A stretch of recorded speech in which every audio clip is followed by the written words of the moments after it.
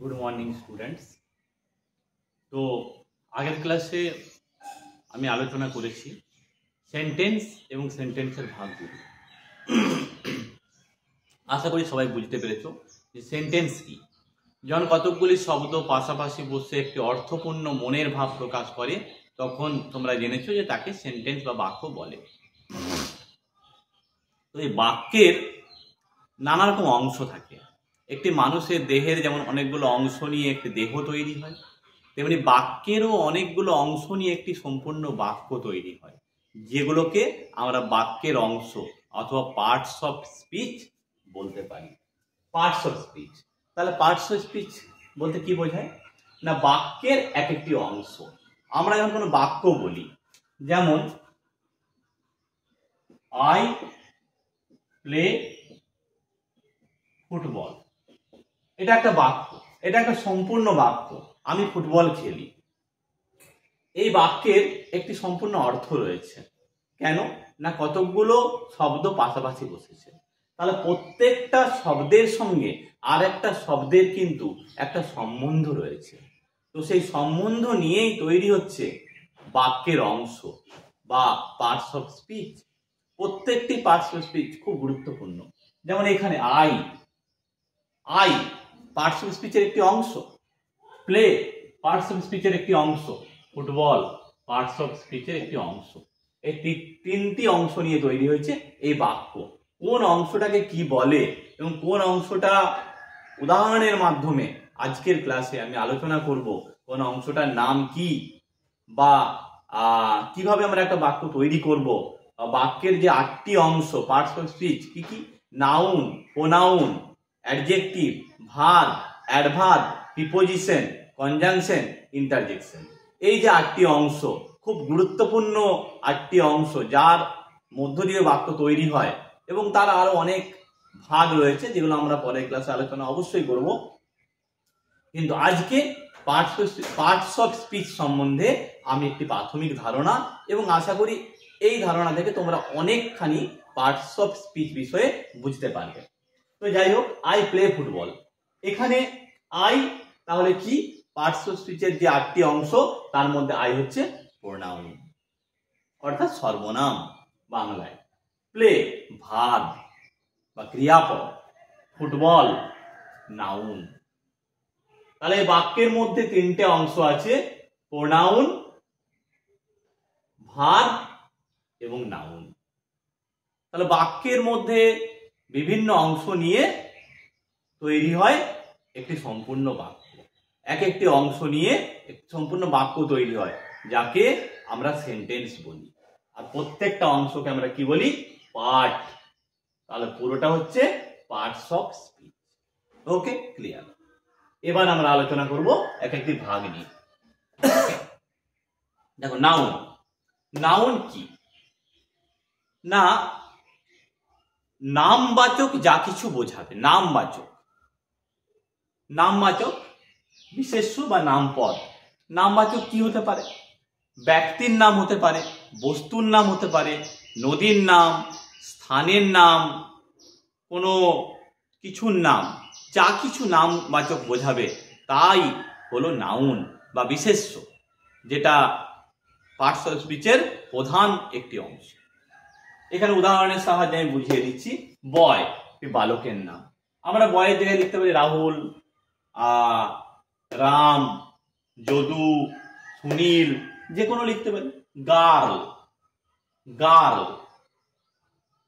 বালিকা, আমরা সেখানে লিখতে পারি সুনিতা, ববিতা, রীতা, রিনা, সুস্মিতা, যে কোনো কিছু লিখতে পারি। তাহলে এটা আমরা গার্ল বোঝাতে, যে কোনো নাম বোঝাতেও ব্যবহার করতে পারি। আবার পুরো গার্ল বলতে সমস্ত মেয়েদের ক্ষেত্রেই এটা ব্যবহার করতে পারি। নাউনের যখন আমরা ভাগ আলোচনা করব, proper noun, common noun, collective noun, material noun এবং অ্যাবস্ট্রাক্ট নাউন, তখন এই নাউনের ভাগগুলো সম্বন্ধে আবার জানতে পারবে। যেমন রাহুল এটা প্রপার নাউন, কিন্তু বয় এটা হচ্ছে কমন নাউন। যখন পরের ক্লাসে আমি আলোচনা করব নাউনের ভাগগুলো, তখন এই ব্যাপারটা আরো বেশি ক্লিয়ার হয়ে যাবে। এখন আজকের ক্লাসের যেটা বিষয় সেটা বলি। রিভার, নদী। নদীর জায়গায় আমরা লিখতে পারি দি গঙ্গা, দি ব্রহ্মপুত্র, দি যমুনা। তো এ যা কিছু নদীর নাম বোঝাবে, বা নদী জায়গায় মাউন্টেন হতে পারে, পর্বত, মাউন্ট এভারেস্ট, কাঞ্চনজঙ্ঘা, গডউইনস্টিন, আরাবল্লী, যা কিছু হবে সেটাই হচ্ছে নাউন। গোল্ড, কোন একটা ধাতু, গোল্ড, সিলভার, যা কিছু, কপার হতে পারে, সেটাই হচ্ছে নাউন। এছাড়াও আমরা কালেকটিভ নাউন, আর্মি, আর্মি, বা অ্যাবস্ট্রাক্ট নাউন, অনেস্টি, সততা, এগুলোও নাউন। আর নামবাচক যা কিছু বোঝাবে তাই হলো নাউন। আশা করি সবাই বুঝতে পেরেছো নাউন কি। যে কোনো মানুষের নাম, জায়গার নাম, বস্তুর নাম, পর্বতের নাম, নদ নদীর নাম, স্থানের নাম, কোনো ধাতুর নাম, কোনো দলের নাম, যা কিছু সবই হলো নাউন। এক কথায় নামবাচক বস্তু, ব্যক্তি, যা কিছু বোঝাবে তাই হলো নাউন। ওকে, আশা করি ক্লিয়ার। নেক্সট, প্রোনাউন, বাংলায় যাকে আমরা বলি সর্বনাম। অনেক সময় আমরা নামের পরিবর্তে, যেমন রাহুল, একটা বাক্য, Rahul is a boy, he plays football. তাহলে Rahul is a boy, he plays football, এখানে রাহুলের জায়গায় আমরা হি ব্যবহার করছি পরের বাক্যে, ওই বাক্যেরই একটি অংশ, সেখানে আমরা রাহুলের পরিবর্তে হি ব্যবহার করছি। তো নামের পরিবর্তে আমরা রাহুলের পরিবর্তে হি ব্যবহার করছি, তখন সেটা হচ্ছে প্রোনাউন। তাহলে প্রোনাউন কি না, নামের পরিবর্তে বা বিশেষ্যের পরিবর্তে যে শব্দের ব্যবহার করা হয় বাংলায়, যাকে আমরা সর্বনাম বলি, ইংরেজিতে যে ওয়ার্ডটি নাউনের পরিবর্তে বসে ইংরেজিতে পার্টস অফ স্পিচে, তার নাম হলো প্রোনাউন। ওকে, প্রোনাউন যেমন I, we, she, they, it, he, me, us, অনেক কিছু নামের পরিবর্তে যা কিছু ব্যবহার করা হয় সবই প্রোনাউন। ওকে, নেক্সট, অ্যাডজেক্টিভ। অ্যাডজেক্টিভ বিশেষণ। বিশেষণ খুব গুরুত্বপূর্ণ একটি অংশ। আমরা কোন একজন ব্যক্তিকে বলতে পারি the man is noble, the man is great, the boy is brave, they are rich. তো যখন আমরা কোনো ব্যক্তি বা কোনো বস্তুর গুণ, দোষ, অবস্থা, সংখ্যা, পরিমাণ, যা কিছু বোঝাবো এই ধরনের শব্দের মাধ্যমে, যেমন গুড, কোনো একজন মানুষের ভালো বা কোনো একটা জিনিসের ভালো গুণাগুণ বোঝাতে গুড ওয়ার্ডটা আমরা ব্যবহার করি। ব্যাড, কোনো একটা জিনিসের খারাপ দিক বোঝাতে বা কোনো একজন ব্যক্তির খারাপ দিক বোঝাতে আমরা ব্যাড ওয়ার্ডটা ব্যবহার করি। হ্যাপি, কোনো একজন মানুষের বা জিনিসের বা যা কিছু মানুষের সুখ, আনন্দ বোঝাতে হ্যাপি ওয়ার্ডটা আমরা ব্যবহার করি। রিচ, কোনো একজন ব্যক্তির অবস্থা বোঝাতে আমরা রিচ ব্যবহার করি। পুয়ার, আবার কোনো একজন ব্যক্তির দারিদ্রিক অবস্থা বোঝাতে বা দরিদ্র বোঝাতে আমরা পুয়ার ওয়ার্ডটা ব্যবহার করতে পারি। তো এই ধরনের যে শব্দগুলো আমরা নাউন বা প্রোনাউনের সঙ্গে একটা সেন্টেন্স বা বাক্য তৈরি করতে ব্যবহার করে থাকি, যেটা কিনা ভার্বের পরে জেনারেলি অথবা অনেক সময় ভার্বের আগে ব্যবহার করা হয়ে থাকে, তাকে আমরা অ্যাডজেক্টিভ বা বিশেষণ বলে থাকি। আশা করি বুঝতে পেরেছি সবাই। Next, verb. ভার্ব অর্থাৎ ক্রিয়া, একটি বাক্যের অন্যতম প্রধান অংশ, যেটি ছাড়া বাক্য তৈরি হয় না। বাক্য তৈরি করতে গেলে নাউন প্রোনাউন যেমন লাগে তেমনি ভার্ব লাগে, ভার্ব ছাড়া বাক্য হয় না। যদি আমি বলি উই দি, এটা কি বাক্য হলো? বাক্য হলো না। কিন্তু আমরা যদি বলি উই ডিড, এটা বাক্য হলো। তাহলে বাক্যের অন্যতম প্রধান অংশ হলো ভার্ব বা ক্রিয়াপদ, কাজ করা, যা কিছু বোঝাবে তাকে আমরা ভার্ব বা ক্রিয়াপদ বলি। বাংলায় যাকে বলা হয় ক্রিয়াপদ এবং ইংরেজিতে তাকে বলা হয় ভার্ব। এই ভার্ব বাক্য গঠন করতে তৈরি, বাক্য গঠন করতে ব্যবহার করা হয়। যেমন I play, you play, they play. Sing, the girl sings. Make, he makes the routine. Do, I do the work. Take, I take টি।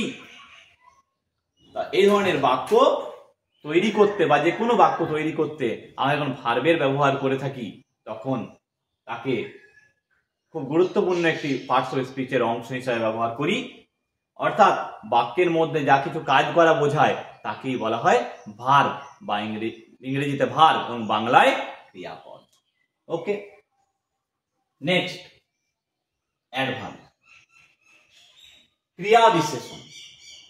সাধারণত ভার্বের পরে, বাক্যের মধ্যে ভার্বের পরে যে ওয়ার্ডটি কাজটিকে বিশেষভাবে বিশেষিত করে, বিশেষণের বিশেষণ বা ক্রিয়া বিশেষণ হিসাবে যাকে আমরা জানি, যেমন লোকটি দ্রুততার সঙ্গে হাঁটছে, লোকটি ধীরে ধীরে হাঁটছে, ট্রেনটি ধীরে ধীরে চলছে। The train is running slowly. The train is running slowly. The man walks fast. The man walks fast. লোকটি দ্রুত যাচ্ছে। তাহলে এই ওয়াক্স এর পরে আমরা ফার্স্ট ওয়ার্ডটা ব্যবহার করে তার গতিটাকে আমরা বুঝিয়ে দিচ্ছি। I shall go there soon. আমি সেখানে শীঘ্রই পৌঁছাবো। তাহলে কাজটিকে যখন আরো সুন্দরভাবে বিশেষিত করছে, ক্রিয়াটিকে আরো সুন্দরভাবে বিশেষিত করছে, তাকেই আমরা ক্রিয়া বিশেষণ বা অ্যাডভার্ব বলে থাকি। Always, he does it always, সে এটা সর্বদাই করে।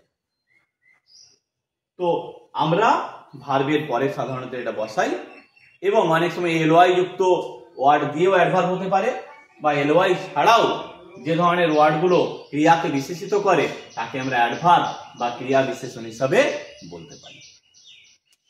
Next, preposition.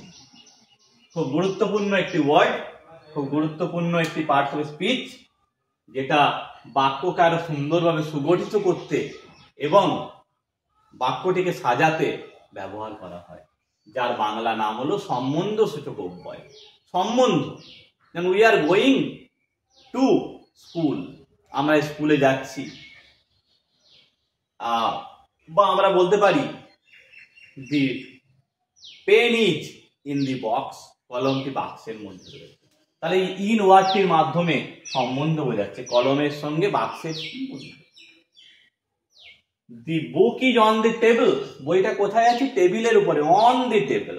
তাহলে টেবিলের সঙ্গে বুক, তার যে সম্বন্ধ, সেই সম্বন্ধ তৈরি করছে কোন ওয়ার্ডটা? On. I go with him, আমি তার সঙ্গে যাচ্ছি। তার সঙ্গে বোঝাতে আমরা তখন উইথ নামক প্রিপোজিশনটা ব্যবহার করছি। For Netaji Subhash Chandra Bose fought for the country, Netaji Subhash Chandra Basu আমাদের দেশের জন্য লড়াই করেছিলেন। তাহলে এখানে ফর ওয়ার্ডটার মাধ্যমে দেশের সঙ্গে নেতাজির যে লড়াই বা তার যে স্বাধীনতা সংগ্রাম, তার বিবরণ আমরা ফর ওয়ার্ডটা সম্বন্ধ সূচক অব্যয় হিসেবে কাজ করছে। দি man is going to office, লোকটি অফিসে যাচ্ছে। লোকটি যাওয়া এবং অফিসে যাওয়ার সঙ্গে তার যে গতি, সেই গতিটাকে এবং সম্বন্ধটাকে ঠিক করতে টু ওয়ার্ডটা ব্যবহার করা হচ্ছে, বাক্যটি তো সুগঠিত হচ্ছে, তাই এটা একটি সম্বন্ধ সূচক অব্যয়। এরকম আরো অনেক অব্যয় আছে যেগুলো আমাদের প্রিপোজিশন এবং বাংলায় সম্বন্ধ সূচক অব্যয় নামে পরিচিত। আশা করি সবাই বুঝতে পেরেছে। এগুলো আবার ডিটেলস আলোচনা হবে, প্রত্যেকটা কোথায় বসে, ইন কোথায় বসে, অন কোথায় বসে, উইথ কোথায় বসে, কেন বসে, আমরা ইনের জায়গায় অন কেন বসাতে পারি না, অনের জায়গায় উইথ কেন বসাতে পারি না, বা ফর বসাতে পারি না, কেন পারি না, তার প্রত্যেকটা ব্যাখ্যা আছে। আরো ক্লাস যখন পরপর আসতে থাকবে তোমরা ক্লাস ফলো করবে এবং জানতে পারবে। পার্টস অফ স্পিচ একটি বিশাল অধ্যায়, এটা শেষ করতে এবং বুঝতে বেশ অনেকটাই সময় লাগে যদি ভালোভাবে বুঝতে চাও। আমি আশা করি তোমাদের সবাইকে একদম ক্লিয়ার ভাবে বুঝিয়ে দিতে পারবো। তবে ক্লাস তোমরা ফলো করে যাও, নিশ্চয়ই বুঝতে পারবে। Next, conjunction. কনজাংশন সংযোজক অব্যয়। একটা বাক্যের সঙ্গে আর একটা বাক্যের সংযোজন, যেমন একটা জিনিসের সঙ্গে আর একটা জিনিসের সংযোজন আমরা তখনই করতে পারি কোনো শব্দের দ্বারা। বাংলায় যেমন আমি এবং সে সেখানে গিয়েছিল। I and he went there. তাহলে দুজনের মধ্যে যে একটা সংযোজন, the man is rich but the woman is poor. দুজনের মধ্যে যে তুলনা বা দুজনের মধ্যে যে সংযোজন ঘটানোর জন্য বাট অ্যান্ড এই ধরনের শব্দ বা অর, আইদার, নাইদার এই ধরনের যে শব্দগুলো ব্যবহার করা হয়, আরো বিভিন্ন ধরনের শব্দ রয়েছে। তো সেই শব্দগুলোই ইংরেজিতে কনজাংশন এবং বাংলায় সংযোজক অব্যয় নামে পরিচিত। And but or read attentively, মন দিয়ে পড়ো, অর ইউ উইল ফেল, না হলে তুমি ফেল করবে অথবা তুমি ফেল করবে। এই অর অথবা, either you come or I will go, তুমি এসো না হলে আমি যাব। এই আইদার ওয়ার্ডটির মাধ্যমে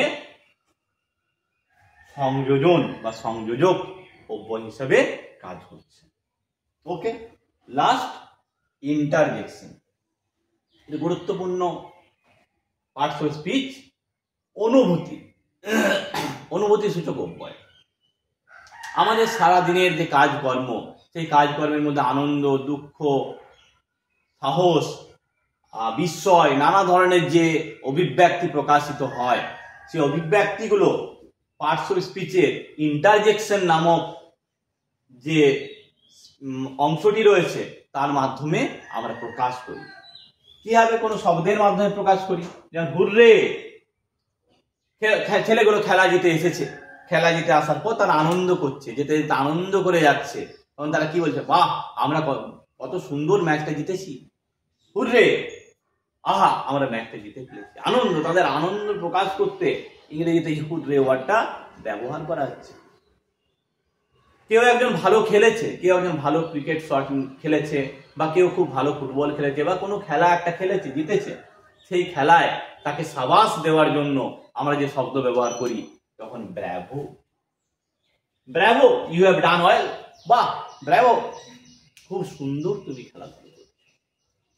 তাহলে আজকে আমরা পার্টস অফ স্পিচ সম্পর্কে একটা প্রাথমিক ধারণা দেওয়ার আমি তোমাদেরকে চেষ্টা করলাম। তো পার্টস অফ স্পিচের কটা ভাগ? 8টি ভাগ। Noun, pronoun, adjective, verb, adverb, preposition, conjunction, interjection. প্রতিটি পার্টস অফ স্পিচের বানানগুলো এবং স্পেলিং গুলো তোমরা ভালোভাবে মুখস্থ করবে, প্রত্যেকটির বাংলা নাম মুখস্থ করবে এবং কিছু উদাহরণ সঙ্গে মনে রাখবে। তাহলে কি হবে?